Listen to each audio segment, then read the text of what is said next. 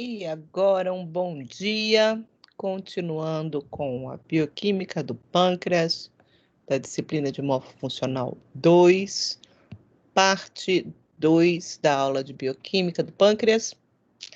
A gente terminou a parte anterior, falando sobre a ativação dos imogênios, e que são quimitripsinogênio, procarbópsis, peptidase, procolipase, profosfolipase, e vendo que a tripsina, que vem do tripsinogênio, que está ligado também ao inibidor pancreático de tripsina, é que será responsável pela ativação dos outros imogênios todos. E como vai se dar essa ativação? Através da enzima enteropeptidase, que está sendo secretada pela borda e escova, que vai ativar a tripsina, vai liberá-la desse inibidor e vai clivar essa parte a mais, tornando a tripsina ativa e ativando os demais zimogênios. Então, essas enzimas, agora passam a ser ativas e passam a digerir os componentes do bolo alimentar. A pancreatite, como eu citei, é uma doença que causa inflamação no pâncreas, e essa inflamação é secundária a um processo de autodigestão. Então, aqui a gente tem uma lâmina à esquerda de pâncreas saudável, e aqui um pâncreas com pancreatite aguda, totalmente desorganizado, e, como a gente viu anteriormente, as ilhotas pancreáticas, que a gente vai discutir já falando do pâncreas endócrino, também vão ser afetados por isso. Então, a pancreatite é uma doença relativamente comum, a gente vai falar depois um pouco sobre as causas, mas é bom já saber que esse processo vai se dar justamente por uma ativação desses imogênios antes da hora.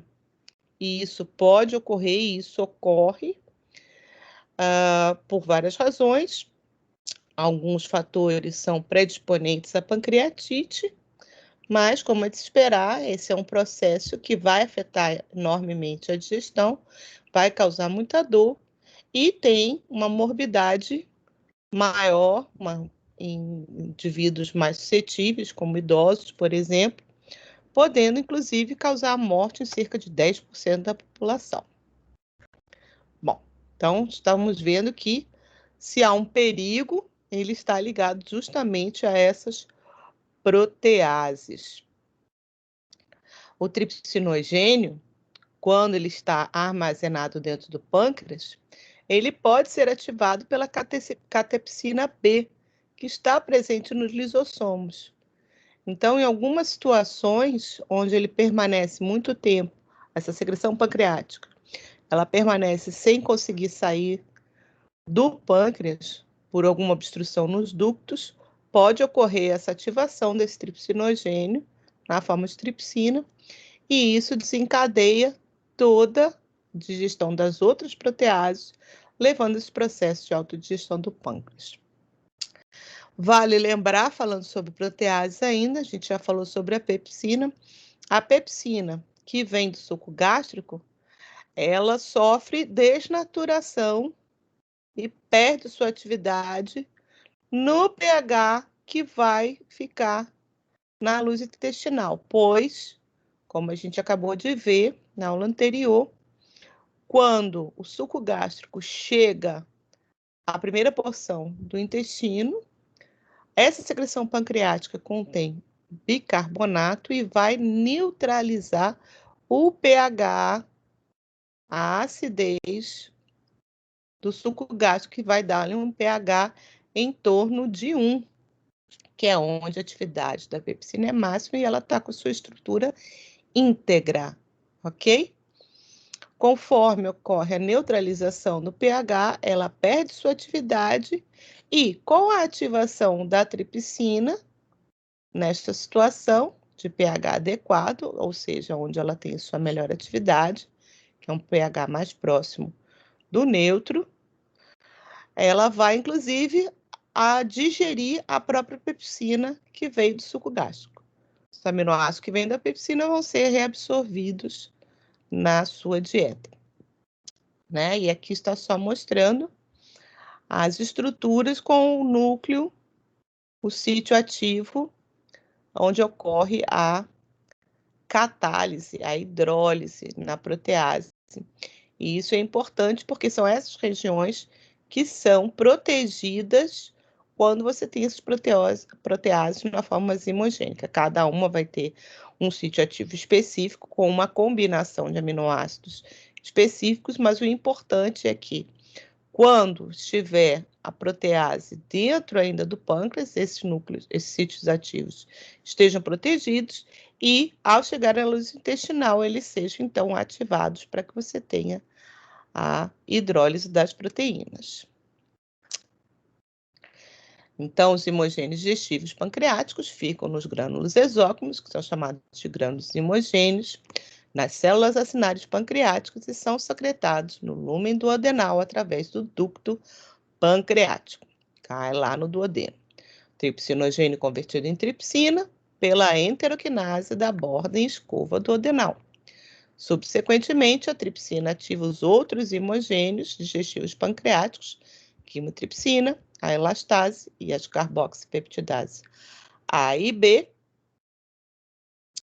e com isso elas passam a ser ativadas, e por isso, se tudo dá certo, se o inibidor de tripsina está ativado, se a secreção ocorreu na forma adequada no tempo certo, você não deverá ter autodigestão. Caso tenha autodigestão, você vai iniciar um processo de pancreatite. Aqui está mostrando os sítios de clivagem da tripsina, da quimotripsina, da elastase e das carboxipeptidases. Os aminoácidos que estão mostrados aqui são os aminoácidos que são reconhecidos nas sequências de proteínas para a digestão.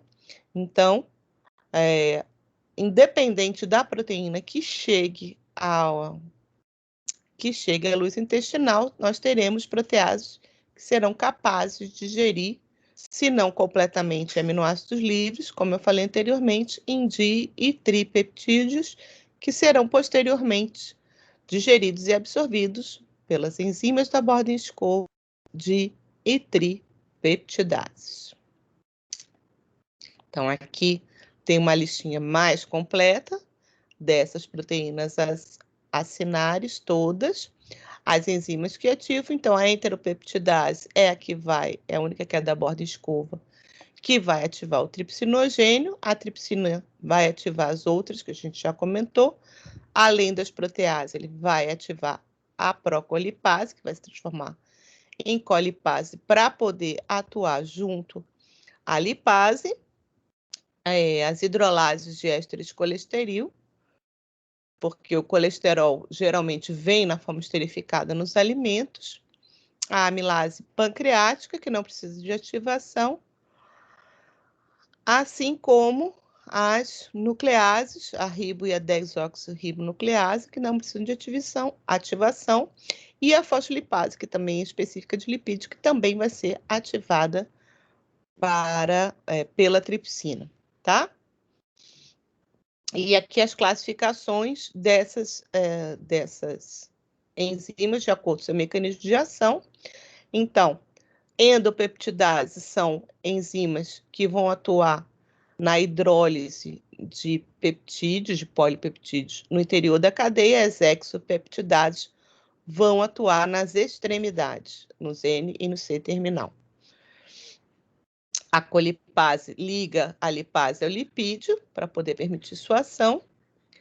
A lipase pancreática geralmente atua em cima de triglicerídeos, liberando glicerol e ácidos graxos, também mono e diglicerídeos.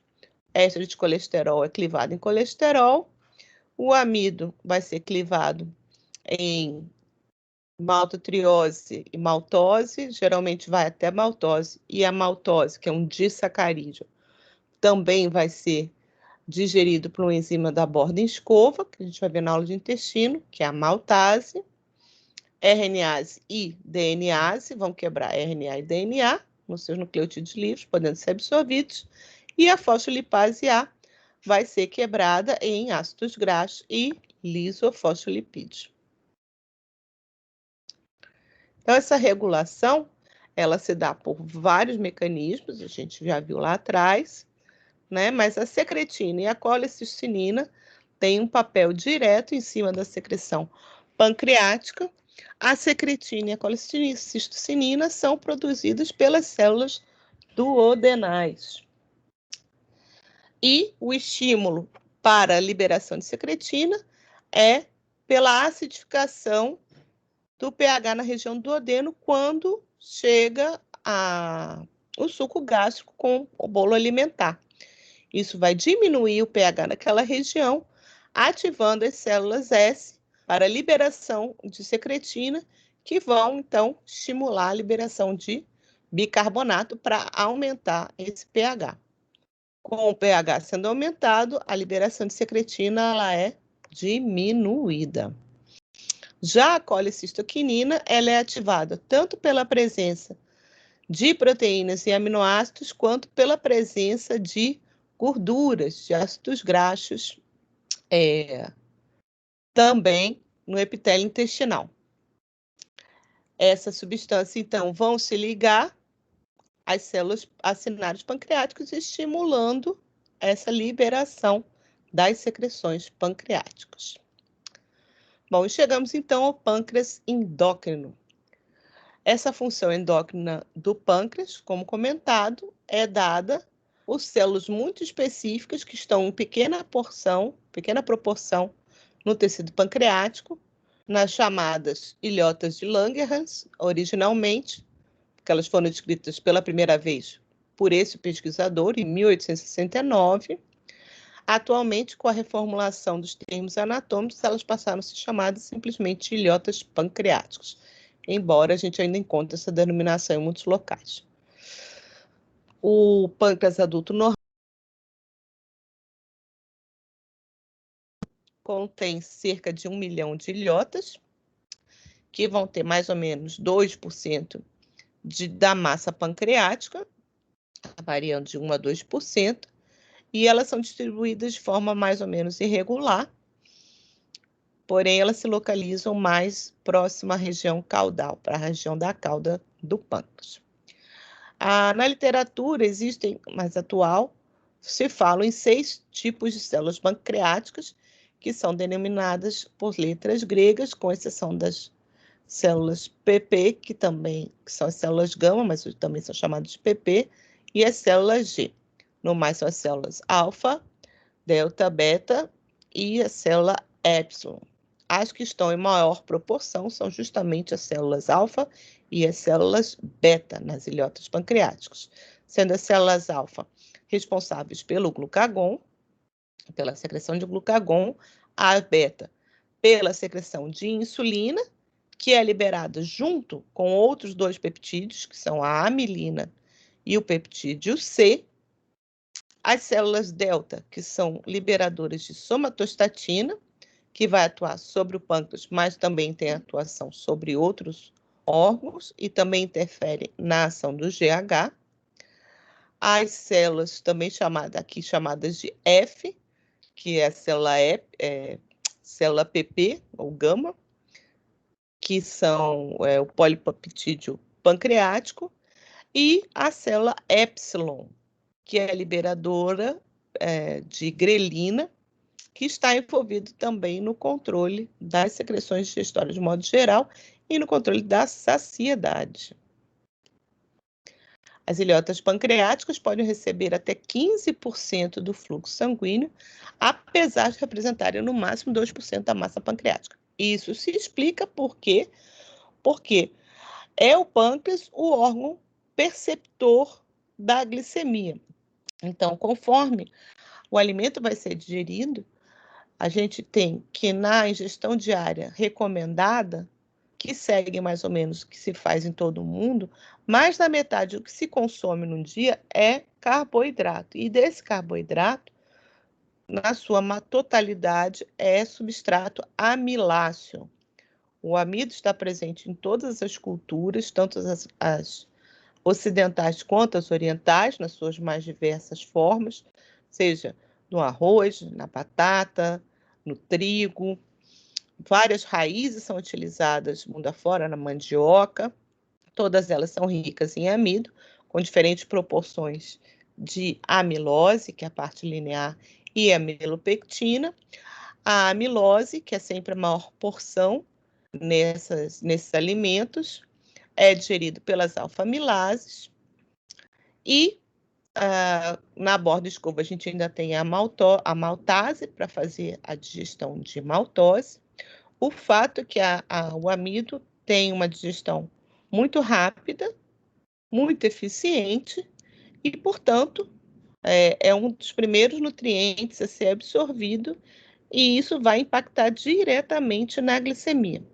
Então, assim que a glicose começa a ser absorvida no epitélio intestinal e vai para a corrente sanguínea pela veia porta, passa pelo fígado, é distribuído pelo corpo todo e, ao chegar ao pâncreas, o pâncreas vai ter sua regulação da secreção exócrina muito mediada por essa chegada de glicose às células alfa e beta das ilhotas pancreáticas. Os ilhotas estão mostrados aqui, marcado com a letra A e com a letra B, a gente tem as células alfa, marcado com A, as células beta, marcado com B, mostrando que realmente as células produtoras de insulina estão em maior proporção.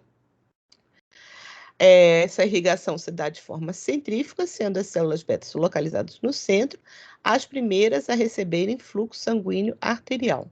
Posteriormente, ocorre a irrigação das células mais periféricas, alfa e delta, devido aos capilares fenestrados são responsáveis por essa vascularização e possibilitam que os hormônios secretados rapidamente atinjam a circulação.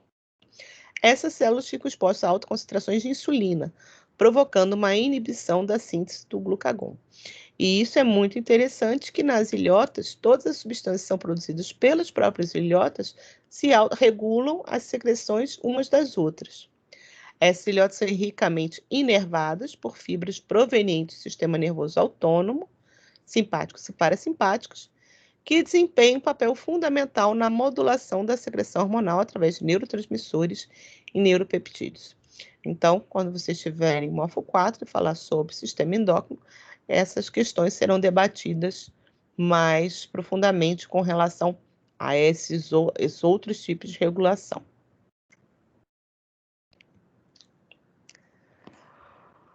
Células alfa, então, correspondem de 15% a 20% das células das ilhotas. Esses números variam de uma literatura para outra.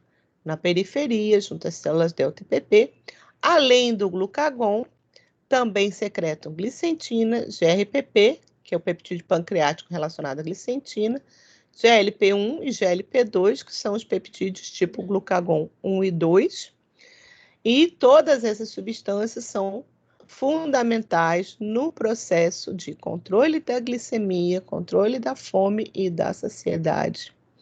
E várias delas estão associadas a processos de anorexia e de obesidade, ou seja, transtornos alimentares.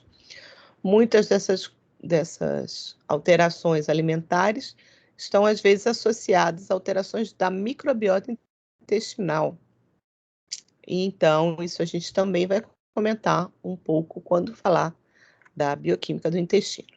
As células beta são as mais numerosas, a insulina tem um papel muito importante, não só no desenvolvimento do ser humano, como na manutenção de sua vida. Aí a gente vai lembrar por quê.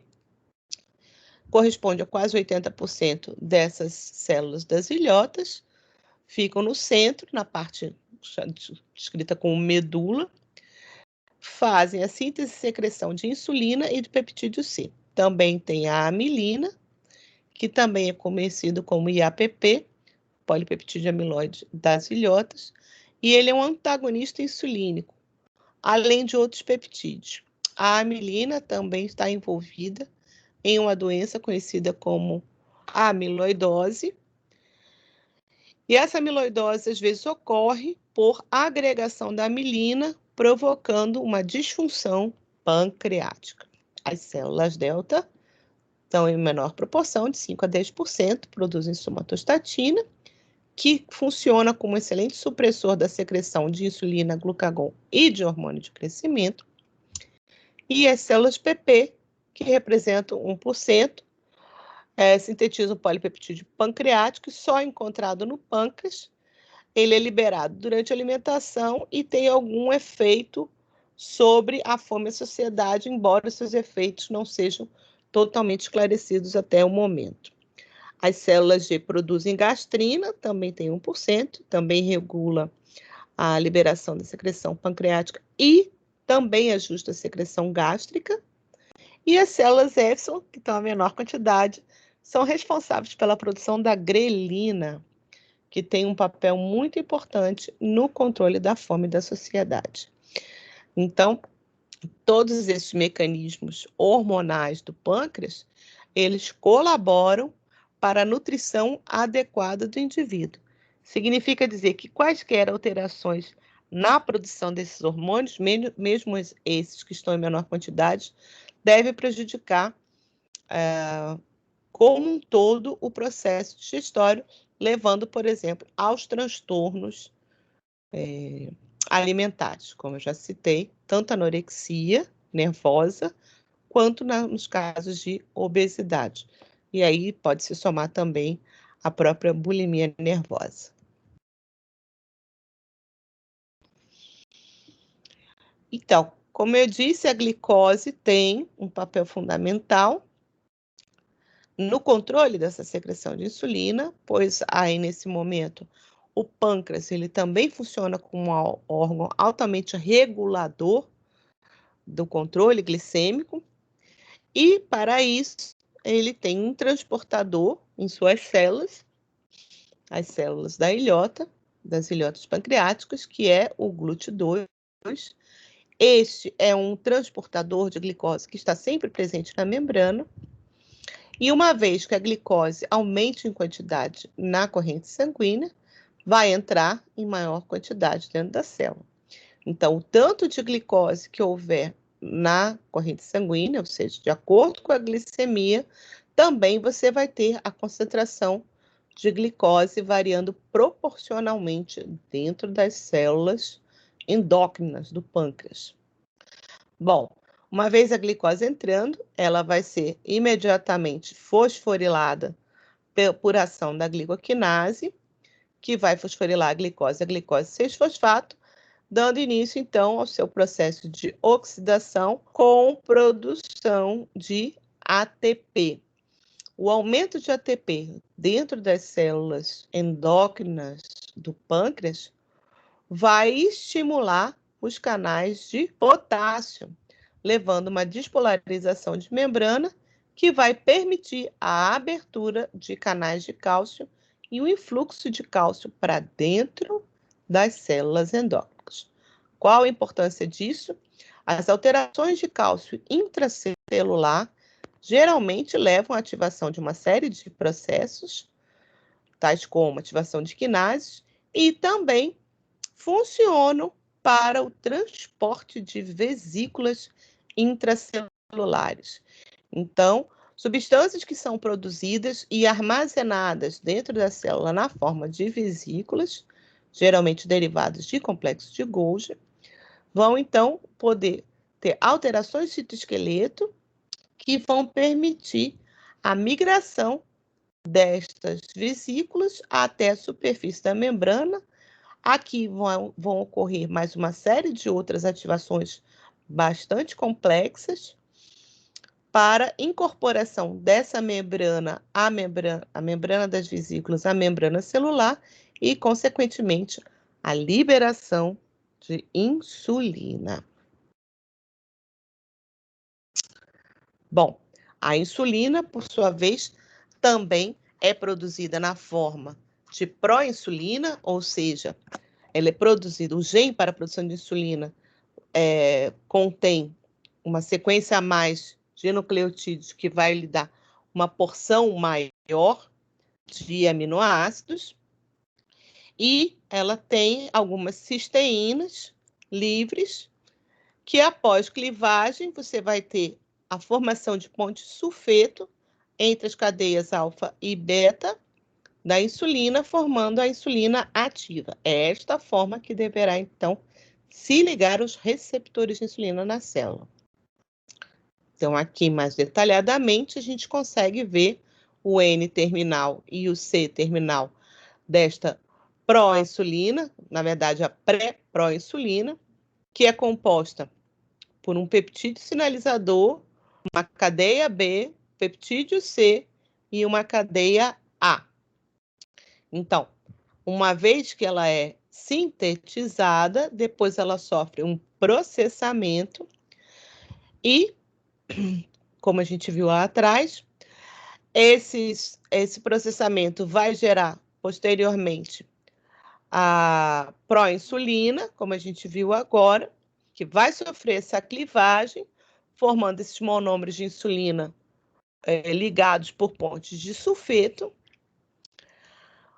Quando há presença de zinco no Golgi, no complexo de Golgi, isso leva à cristalização, para elas ficam armazenadas, geralmente 3 heterodímeros de insulina. Isso sofre um empacotamento dentro de trans-Golgi, ficam as vesículas secretórias que vão ter a indução para liberação dessas vesículas através do aumento de glicose no sangue e na célula, o aumento de ATP e a despolarização de membrana, como a gente acabou de ver. Isso tudo reunido vai fazer com que essas vesículas que contêm esses cristais de insulina sejam fusionados à membrana e liberem a insulina armazenada, quando vai ocorrer, então, a desmontagem desses cristais e a liberação dos monômeros de insulina na corrente sanguínea. Juntamente com esses monômeros de insulina, o peptídeo C vai ser também formado e liberado. Durante muito tempo, se achou que ele era simplesmente um peptídeo inútil, que é uma bobagem, porque na natureza nada se faz inútil, ainda mais peptídeos. Hoje já se sabe da importância dos peptídeos, são chamados de peptídeos bioativos. Geralmente eles funcionam como sinalizadores também. Então, quando ocorre essa liberação dos monômeros de insulina, também você vai ter a liberação de insulina. E eles são liberados em quantidades equimolares, em resposta ao aumento de níveis de glicose. Então, hoje, é inclusive uma forma de se monitorar os valores de insulina, não só você mede os valores de insulina no sangue do indivíduo, mas você também faz a medida do peptídeo C, que inclusive costuma ser um marcador melhor, dado o tempo de vida da insulina, que é muito curto após a sua liberação.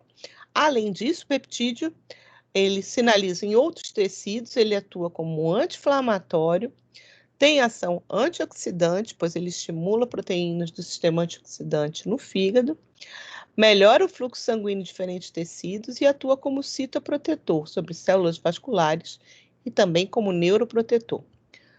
Portanto, quando há diabetes tipo 1 e há uma redução na produção de insulina por destruição das células beta, o indivíduo, além de todos os problemas associados à falta de insulina, ele vai ter todos os problemas associados à falta do peptídeo C. Então, parte dos problemas que se observam em diabéticos tipo 1 não tratados, como excesso de inflamação, aumento da produção de radicais livres, problemas cardiovasculares e problemas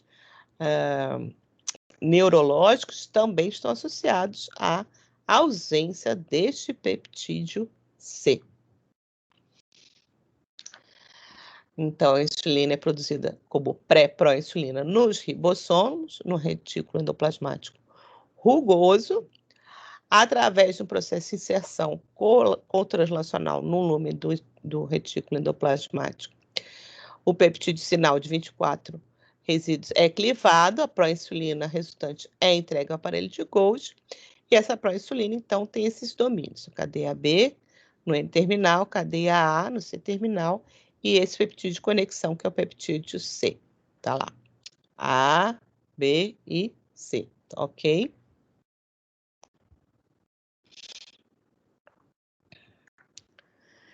Dentro do retículo endoplasmático, a proinsulina é exposta a várias endopeptidases que vão remover o peptídeo C, gerando essa forma madura.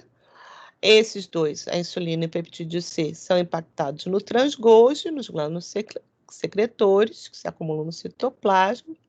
As moléculas são cristalizadas, empacotadas nos grânulos transgolgi e também vão acompanhados ATP para poder permitir o transporte, o peptídeo C. Também tem GABA, ácido gama-aminobutírico, que sempre funciona também como sinalizador, e outros componentes secretores. Então, o processo é bem mais intricado, mas pode deixar, que eu vou cobrar isso tudo, só para vocês terem conhecimento.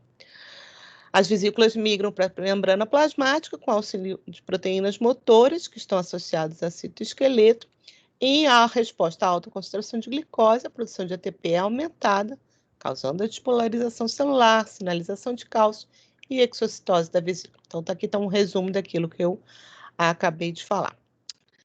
Na veia porta, os cristais de insulina são desmontados, convertidos em monômeros de insulina funcionais, e são esses que vão, então, se ligar aos seus receptores. Muito bem.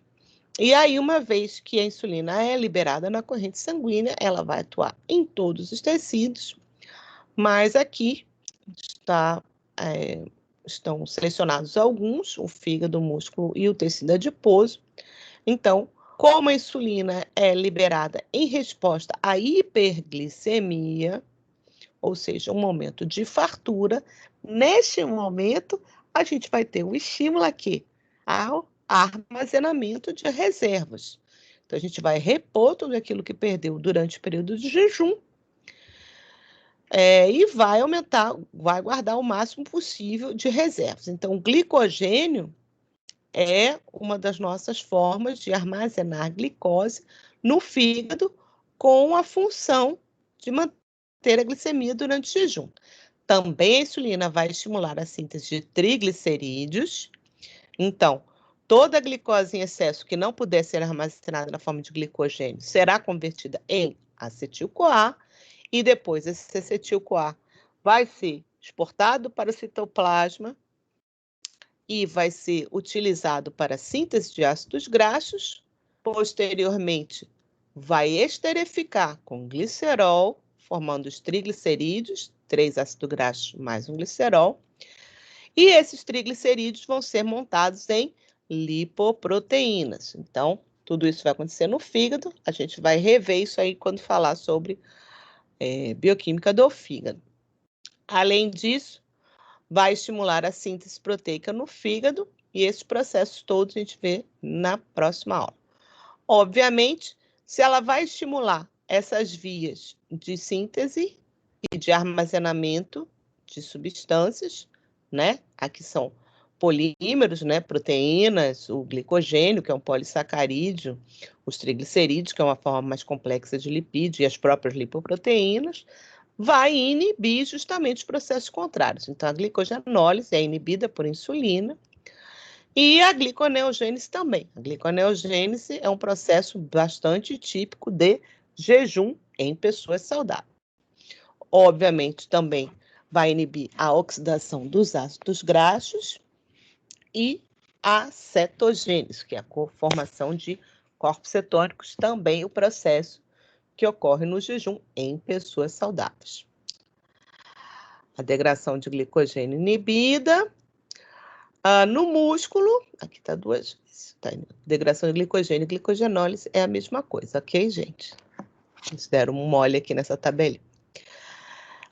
No músculo, também vai estimular a síntese proteica para reposição de proteínas perdidas, ok?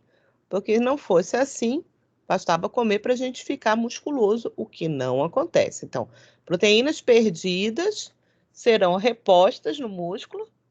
É claro que, se a dieta for associada a um exercício físico intenso, quanto maior o exercício físico, maior o desgaste de fibras musculares, então isso acaba estimulando a um aumento da produção de proteínas musculares. Por isso que quando o indivíduo quer ganhar massa muscular, massa magra, que a gente chama, ele precisa fazer uma combinação de dieta adequada e exercício, né? Uma dieta hipercalórica, com conteúdo alto de aminoácidos, para poder fazer essa síntese proteica, mas também tem que ter bastante energia, então bastante carboidrato para poder gerar ATP para síntese proteica, e tem que ter um exercício físico combinado que aumente a exigência daquele tecido muscular. Quando o indivíduo para de fazer o exercício forte, mesmo que ele diminua a ingesta, aquele tecido muscular inutilizado, né, não exigido adequadamente, ele tende aos poucos a ser reduzido. Por quê? Porque tecido muscular é um tecido de alto gasto energético.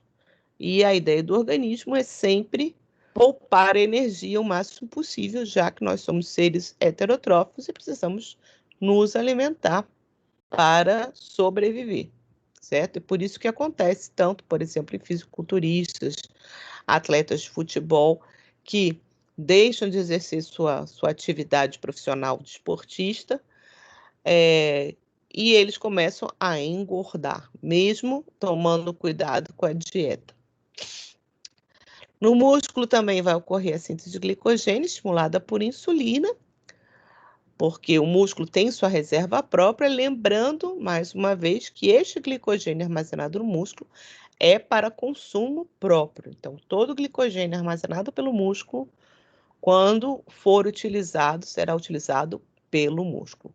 Enquanto que o glicogênio armazenado no fígado não será utilizado pelo fígado. Ele fica armazenado para ser quebrado no período de jejum e manter a glicemia, exportando a glicose produzida para os tecidos extrahepáticos, em especial para as hemácias e para o cérebro. Também a insulina estimula o transporte de glicose, e isso tem a ver com o tipo de transportador presente nos músculos, que é o glúteo, a gente vai ver que é dependente de insulina, e também estimula a taxa de glicólise no músculo. Por conseguinte, inibe a glicogênese, a glicogenólise, a quebra do glicogênio, a oxidação de ácidos graxos e cetogênese e a degradação de proteínas. No tecido adiposo, a mesma coisa. O tecido adiposo também vai ter seu transporte de glicose mediado por insulina. A taxa de glicólise vai ser estimulada, assim como síntese de glicogênio, síntese proteica, e vai aumentar o armazenamento de triglicerídeos, certo? Aqui, basicamente, está dizendo a mesma coisa, diferenciando por tecido também, qual o efeito metabólico da insulina, dizendo quais são as enzimas-alvo. Então, a captação de glicose no músculo, no tecido adiposo, vai ser aumentada por insulina, porque vai haver um estímulo para o transporte de glúteo. A glúteo não é uma enzima, mas a gente vai entender o porquê disso. A captação de glicose no fígado também é aumentada, porque a expressão de glicosinase vai ser aumentada pela entrada de glicose no fígado. E isso é importante, entre outras coisas, para síntese de glicogênio e para síntese de triglicerídeos, que também vai ocorrer a partir dessa glicose aumentada. Síntese de glicogênio, então, a ativação da glicogênio sintase, a principal enzima da síntese de glicogênio, e vai inibir a glicogênio fosforilase, que é a principal enzima pela quebra do glicogênio durante o jejum. A glicólise, a produção de acetil-CoA, vai ser aumentada no fígado e no músculo por estímulo da PFK, que é uma enzima importante da glicólise, e do complexo da piruvato deshidrogenase, que vai converter piruvato em acetil-CoA. A síntese de ácidos graxos no fígado é estimulada porque a acetil-CoA-carboxilase vai ter sua atividade aumentada. Esta enzima é responsável pelo malonil-CoA, que a gente falou ainda há pouco na aula de vitamina B12. Lembra? Quando falamos sobre o metilmalonil-CoA, e eu falei sobre o malonil-CoA, que é o precursor dos ácidos graxos. A partir dele é o substrato da ácido graxo sintase. Esse malonil-CoA é produzido pela acetil-CoA-carboxilase. Também a síntese de triglicerídeos no tecido adiposo vai ser aumentada, e a lipase lipoproteica vai ajudar nisso. A lipase lipoproteica está presente nos vasos e vai ser ativada também por insulina. Muito bem, então falando em glúteos, vamos lembrar aqui disso. Hoje já se conhece até mais do que 12 transportadores de glicose, né? Alguns eram considerados mesmos, mas como há diferenças da estrutura, na localização e, portanto, às vezes, no seu funcionamento, todos eles são glúteos, porque todos eles são transportadores de membrana que permitem a entrada de glicose ou saída de glicose das células. Desculpe. O glúteo 1, ele é ubíquo, está expresso em quase todos os tecidos, é para captação basal de glicose, todas as células utilizam glicose como fonte de energia, mas cada tecido tem seus glúteos mais específicos. Então, o glúteo 2, como a gente comentou agora, nas ilhotas pancreáticas, ele está presente no intestino, que auxilia no transporte de glicose, no processo de absorção, e no fígado. No fígado, no rim, ocorre a remoção de excesso de glicose do sangue. No pâncreas, regula a liberação de insulina. Então, é importantíssimo o papel do glúteo 2 aqui no pâncreas. No glúteo 3, o glúteo 3 está no cérebro, no tecido nervoso, nos neurônios e nos testículos. Tem uma captação basal de glicose.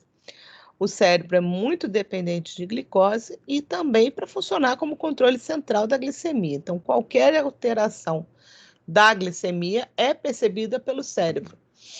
E isso faz com que ele aumente a liberação de vários hormônios que vão contribuir para a manutenção da glicemia durante, por exemplo, o período de jejum. E a gente vai ver que isso afeta bastante o cérebro. O glúteo 4, que está no músculo, na gordura e no tecido muscular cardíaco, é o que a gente chama de glúteo dependente de insulina, que aqui diz atividade aumentada pela insulina, porque, na verdade, ele é sintetizado e ele fica armazenado no interior dessas células durante os períodos de jejum. Para quê? Para que os outros tecidos, como o cérebro, por exemplo, sejam privilegiados, ou mesmo o testículo, para a produção de espermatozoides, sejam privilegiados no uso de glicose durante o jejum. Até porque músculo, gordura e tecido cardíaco têm suas próprias reservas de glicogênio, podem utilizar corpos cetônicos e podem utilizar ácidos graxos como fonte de energia. Vale lembrar também que músculo esquelético, em quantidade, é um dos tecidos mais abundantes do nosso organismo, em quantidade. Então, além do tecido muscular esquelético ser um tecido de alto consumo energético, ele também está em muita quantidade. Visto que ele pode usar outros substratos energéticos de maior, inclusive, conteúdo de energia, como gordura, como o caso dos ácidos graxos, é compreensível que, no momento de jejum, se privilegia a glicose para o cérebro, por exemplo, que não é capaz de usar ácido graxo, que está no tecido adiposo, como fonte de energia, já que ácido graxo não tem transportador na barreira hematocefálica, que separa o sangue do fluido cérebro-espinhal, que é o que vai irrigar, que vai levar a nutrição aos neurônios, ao tecido nervoso. Certo? A gente também tem glúteo 5 no intestino, principalmente também tem testículo no rim. Mas esse GLUT5, às vezes, também é chamado de FRUT, que ele tem um transporte de frutose.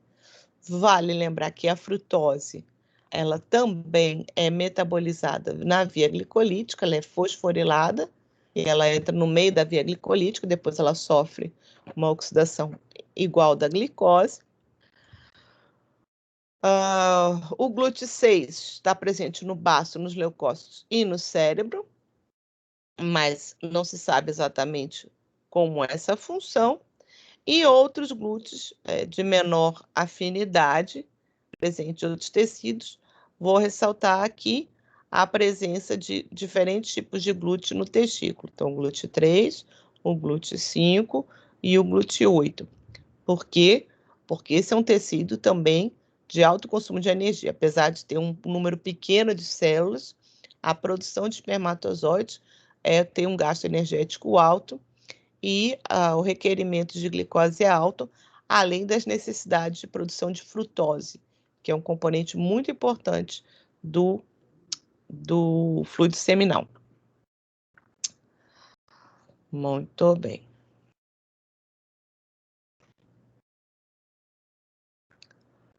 Bom, e o glúteo 4, então?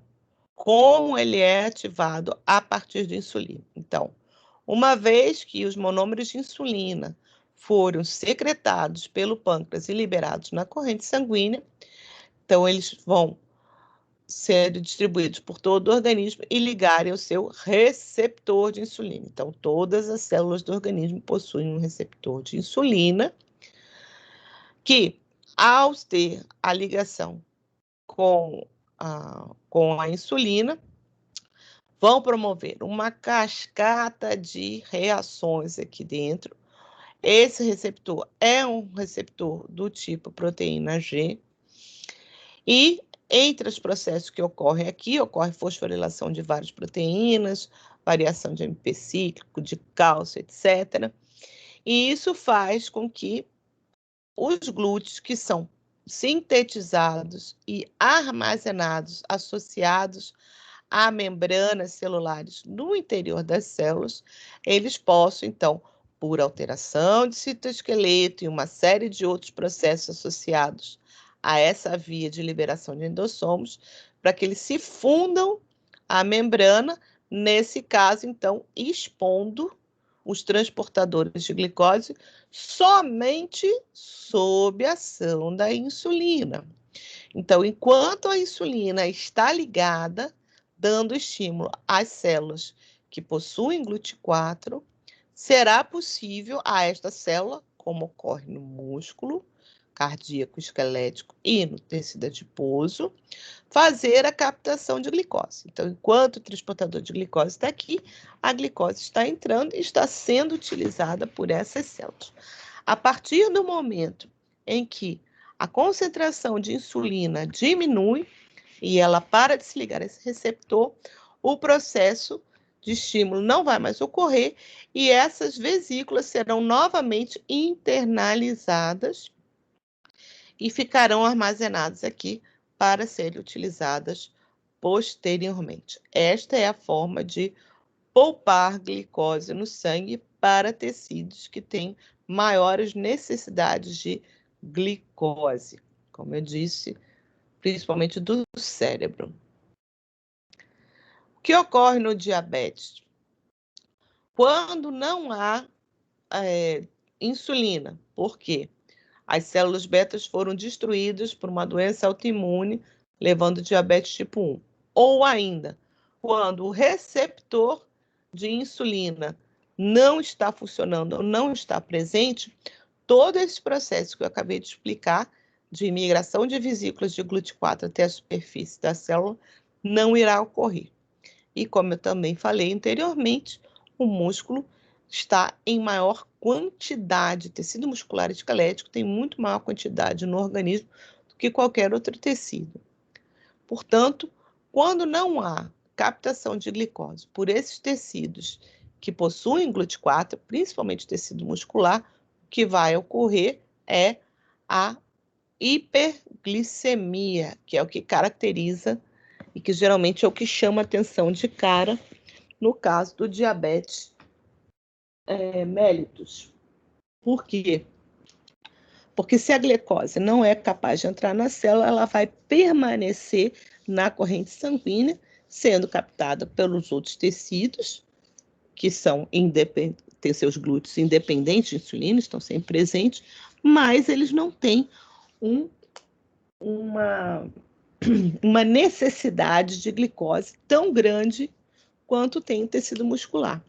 E, em resposta, a gente sempre vai ter a hiperglicemia. Sem contar que todos aqueles processos que são estimulados por insulina, quando há ausência dessa insulina ou ausência da atividade do receptor, eles também não vão ocorrer adequadamente. Diabetes mellitus vocês vão estudar mais profundamente também na Morfo 4. E o glucagon? O glucagon é justamente um hormônio que se opõe à atividade da insulina. Também é um hormônio peptídico, pequeno, de cerca de 29 aminoácidos. Também é produzido na forma mais estendida de pré-pro-glucagon e também sofre um processamento para dar origem à sua forma ativa, aqui representada por GLUC, né? Além do glucagon, quando esse pré-pro-glucagon é produzido, juntamente são produzidos essas outras substâncias, que são GLP-1 e GLP-2,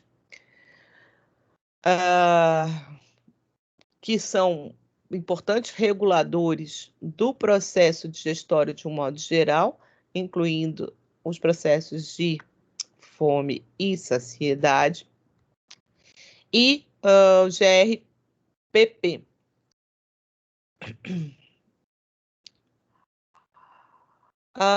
Além das células alfa, células L do intestino delgado, cólon, hipotálamo e núcleos do trato cerebral são produtores de glucagon, GLP-1 e GLP-2 estão localizados na porção C-terminal e constituem a maior parte dessa molécula. A meia-vida é curta, como é a da insulina, de 5 a 6 minutos. E o seu principal papel fisiológico é estimular a produção de metabólitos energéticos pelo fígado, pela mobilização de reservas. Ou seja, todas aquelas reservas energéticas que o fígado estoca, estimulado por insulina, no momento de fartura, passam a ser utilizados pelo glucagon, estimuladas a sua utilização pela ação do glucagon, visto que ele é um hormônio que está associado à hipoglicemia e ao jejum.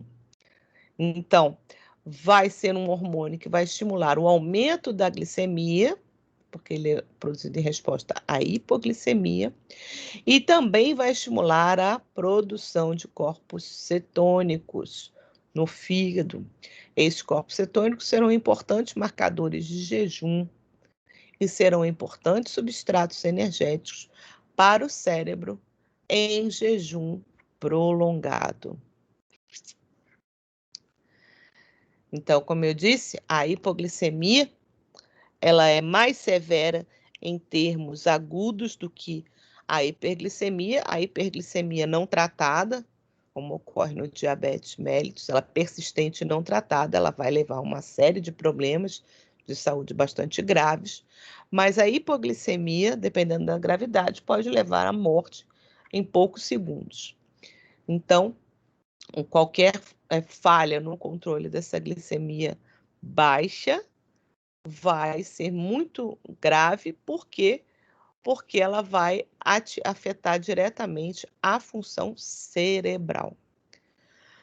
Então, aqui a gente está vendo concentrações de glicose plasmática em milimol por litro ou em miligramas por litro, que é o que vocês costumam mais ver.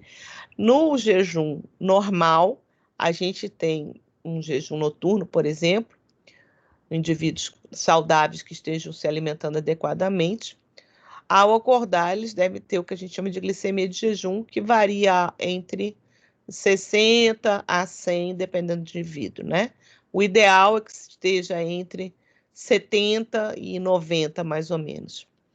Hoje em dia já se considera pré-diabéticos quando isso passa de 95, né? E valores abaixo de 60 já são considerados hipoglicemia um pouco mais aguda. Por quê? Abaixo de 60, a gente já começa a ter a liberação de cortisol no organismo. O cortisol ele vai tentar auxiliar na ação hiperglicemiante. E o cortisol, como vocês devem saber, é o hormônio do estresse. Toda vez que se fala em estresse, as pessoas só pensam em estresse emocional. Mas qualquer alteração drástica no organismo humano, febre, frio, calor, fome, e aí no caso a hipoglicemia, é considerado um estresse para o organismo, é uma situação ruim. E nessa situação vai haver essa liberação de cortisol e você começa a ter uma disfunção cognitiva. Então é quando o indivíduo não consegue mais pensar adequadamente, às vezes não tem perturbações de visão, perturbações auditivas. Abaixo de 45 ele já apresenta uma letargia, abaixo de 30 ele pode entrar em coma. As convulsões elas podem surgir nesse período também, e abaixo de 15 miligramas por decilitro, você vai ter um dano cerebral permanente e morte, tá? Então, para chegar nesse nível, por exemplo, um tratamento como insulina, que há pouco tempo atrás alguém me falou que alguém usava como estratégia para desempenho esportivo, eu achei uma loucura, né? Agora vocês entendem por quê. Se você fizer uma administração de insulina inadequada, você pode provocar isso rapidamente e matar um indivíduo em coisa de minutos, certo? Então, aqui um esqueminha só mostrando a ação do glucagon durante o jejum. O que o glucagon vai fazer? Justamente esses processos contrários. Vai estimular ao da insulina, vai estimular a quebra do glicogênio. Para quê? O glicogênio vai ser quebrado em glicose 6-fosfato. No fígado existe a glicose 6-fosfatase, que vai liberar esse fosfato da glicose 6-fosfato, permitindo que a glicose, então, saia pelo glúten do fígado. Geralmente ela não passa porque ela está fosforilada, e vai, ó, aqui já está mostrando direto o cérebro. O cérebro, então, vai fazer essa utilização dessa glicose. Por outro lado, o tecido adiposo vai ter lipólise, então vai se estimular a lipólise dos triglicerídeos que estão aqui armazenados, que foram armazenados na hiperglicemia sob ação de insulina. Essa mobilização de ácidos graxos vai ocorrer, então, com a quebra dos triglicerídeos, ação sobre a lipase, triacilglicerol-lipase. Esses ácidos graxos são liberados via albumina, transportados até o fígado. Ao chegar no fígado, esses ácidos graxos vão ser oxidados como principal forma de energia do fígado durante o jejum, e também vai ser estimulada a produção de corpos cetônicos, porque vai haver um acúmulo de acetil-CoA dentro do fígado, já que ele não vai poder oxidar acetil-CoA no ciclo de Krebs. Vocês se lembram por quê? Porque os intermediários ciclos de Krebs vão ser desviados para fazer o quê? Piruvato, gliconeogênese, para fazer gliconeogênese, para mandar mais glicose para o sangue e para o cérebro.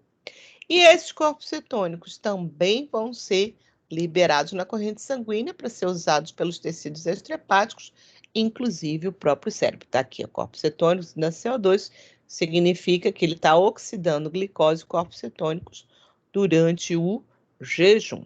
Outro tecido que vai usar o corpo cetônico é o tecido muscular.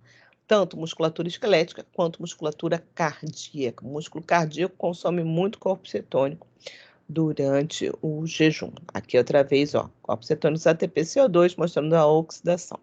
Por outro lado, o glucagon também há de estimular, junto com a adrenalina, a proteólise muscular.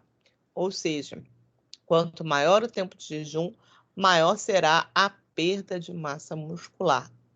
Essas fibras musculares, elas são degradadas, ocorre essa proteólise para liberação de aminoácidos.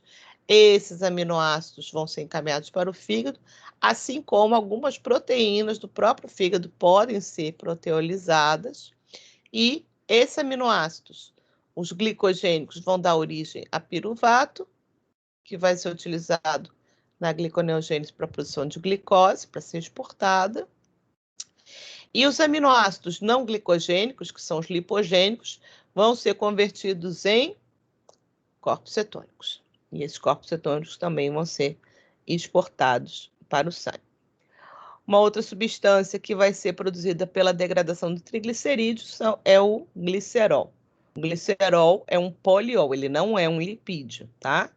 E esse glicerol, ele é transportado, ele pode ser utilizado pelo próprio tecido adiposo na glicólise, ou ele é transportado até o fígado e pode ser também convertido em intermediários para a gliconeogênese, se tornando depois glicose, que vai ser exportada.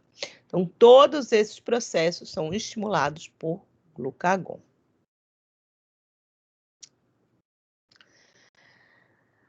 Então, aqui está a resposta do glucagon à glicemia.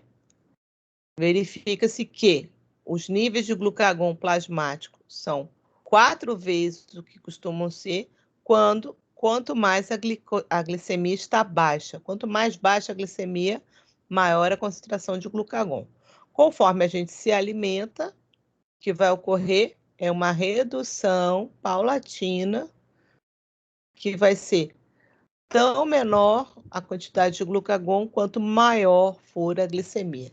Então, o processo é justamente o inverso do que ocorre com a insulina. Então, a produção e a secreção de insulina vão ser estimuladas pelo aumento da glicemia, enquanto o glucagon vai ser inibido sua secreção e sua produção quando houver o aumento da glicemia, tá? Eles têm sempre ações antagônicas.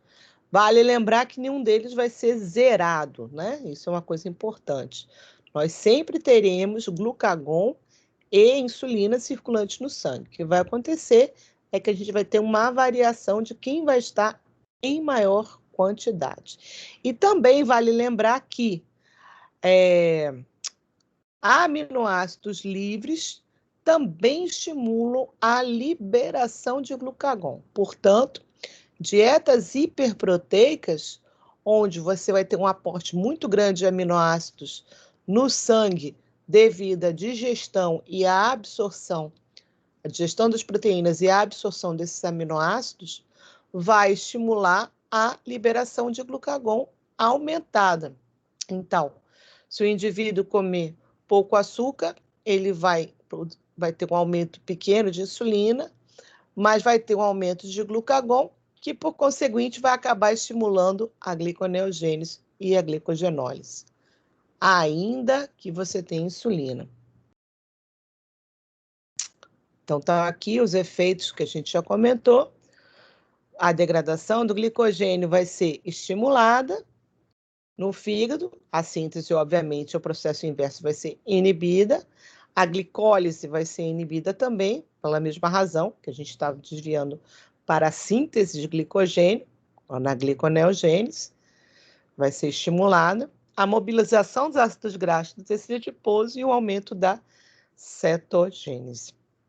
Então, glicogênio se converte em glicose, a gente vai ter menos glicose armazenada como glicogênio, menos glicose usada como combustível pelo fígado, a PFK1 é inibida, a gliconeogênese aumentada no fígado vai fazer a conversão de aminoácido, glicerol, oxalacetato e lactato em glicose.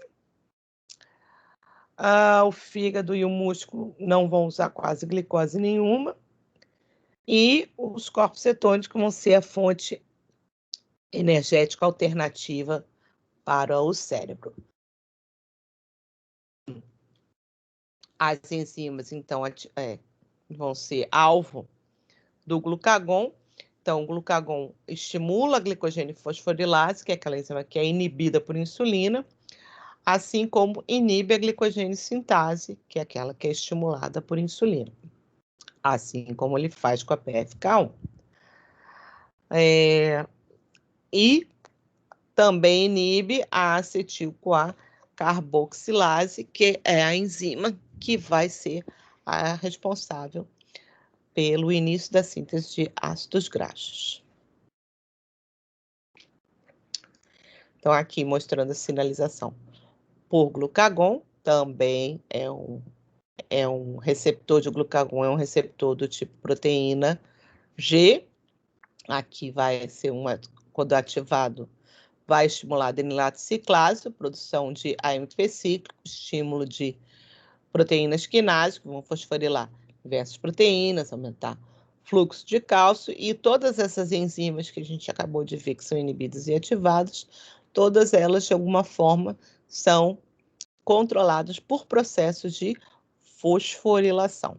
Esse aumento de proteínas quinase vai, inclusive, atuar em cima do núcleo, alterando a expressão gênica para aumentar ou diminuir a produção dessas enzimas, conforme a gente acabou de ver no slide anterior.